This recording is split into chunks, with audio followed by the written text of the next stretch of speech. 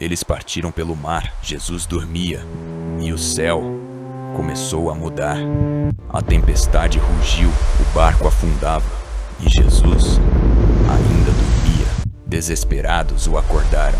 Ele abriu os olhos, sem pressa, sem medo. Ele se levantou, estendeu a mão e ordenou: silêncio, aquiete-se.